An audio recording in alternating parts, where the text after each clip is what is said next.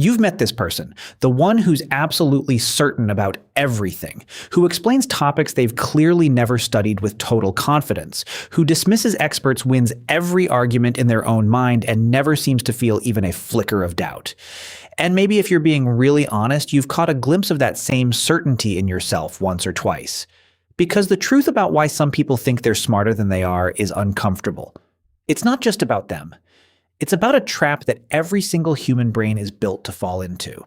Let me start with the strangest part. The people most convinced of their own brilliance are frequently the ones with the least actual skill in whatever they're confident about. And it's not because they're lying or arrogant on purpose. It's because of a genuine mental blind spot, one that's been studied and named. The very knowledge you'd need to recognize that you're bad at something is the same knowledge you'd need to be good at it. So if you lack it, you lack both the skill and the ability to see that you lack it. Think about how bizarre that is. To know you're missing something, you often have to already have a piece of it.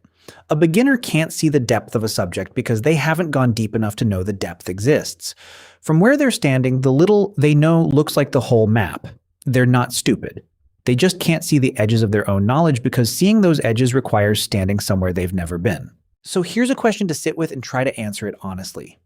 In what area of your life are you most confident that you're right? Because that statistically might be exactly where your blind spot is largest.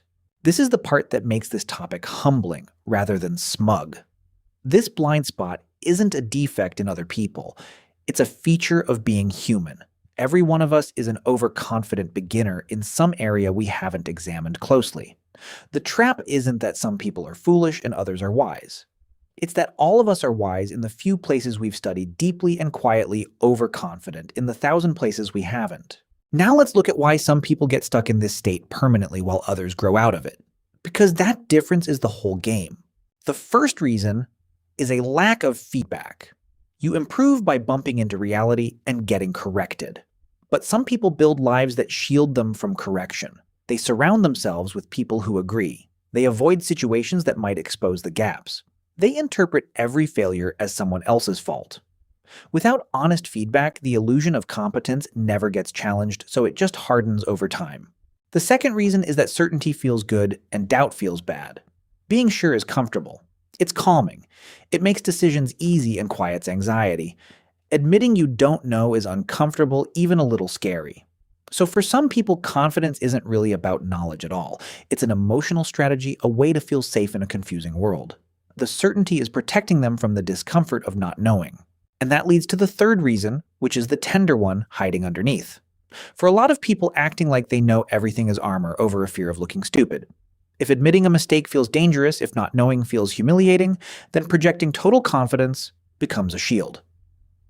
Paradoxically, the loudest certainty often covers the deepest insecurity. The person who can never say I was wrong is often terrified of what being wrong would mean about them. Let me ask you this. Think of the most arrogant person you know. Is it possible that underneath all that certainty is someone who's quietly afraid that if they admit one flaw, the whole structure comes down because that reframe changes how you see them and maybe how you see yourself on your worst days? So how do you know if you're falling into this trap yourself? Here are the honest signs, and they take courage to look at. The first sign. You rarely change your mind. If you can't remember the last time new information actually shifted a belief that's worth noticing, a growing mind updates. A stuck one just defends. The second sign. You get defensive fast when challenged. If disagreement feels like an attack rather than an interesting puzzle, your ego might be doing the thinking instead of your reason. The third sign. You explain more than you ask.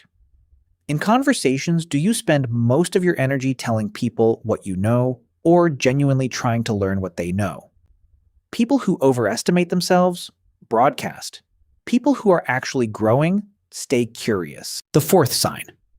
You feel contempt for experts. A little skepticism is healthy. But if you find yourself regularly assuming you've outsmarted people who've spent decades studying something based on an afternoon of your own thinking, that's the blind spot talking. Now, here's the way out, and it's beautifully simple, even if it isn't easy. The first move is to fall in love with being wrong. Not tolerate it, welcome it. Every time you discover you were wrong, you just got smarter in that exact moment. The people who grow the fastest treat being corrected as a gift, not a wound. Flip the emotion. Let I was wrong become one of the most satisfying sentences you can say. The second move is to actively seek the edges of what you know. Instead of asking how much do I know about this, ask what would someone who knows far more than me say I'm missing. Go find the people who can see your blind spots and let them show you. Discomfort in those conversations isn't a threat. It's the exact feeling of your map getting bigger. The third move is to separate your worth from your correctness. This is the real root. The reason being wrong feels so threatening is that somewhere we learned that not knowing makes us less valuable. It doesn't. The most impressive people in any room are usually the ones secure enough to say, "I don't know, teach me." Confidence and humility aren't opposites. The deepest confidence is being so secure that you no longer need to be right. And here's the reframe I want to leave you with. The goal was never to become someone who knows everything. That person doesn't exist, and the ones who think they're close are usually the furthest away. The goal is to become someone who knows the shape of their own ignorance and stays curious anyway. To hold your beliefs firmly enough to act but loosely enough to grow. Because true intelligence was never about the size of what you know. It's about your honest relationship with what you don't. Like, just for a moment to get curious about that instead of defensive. If this made you think about your own certainty a little differently, stay with us and keep that beautiful, humble curiosity alive because it's the truest sign of a mind that's actually growing.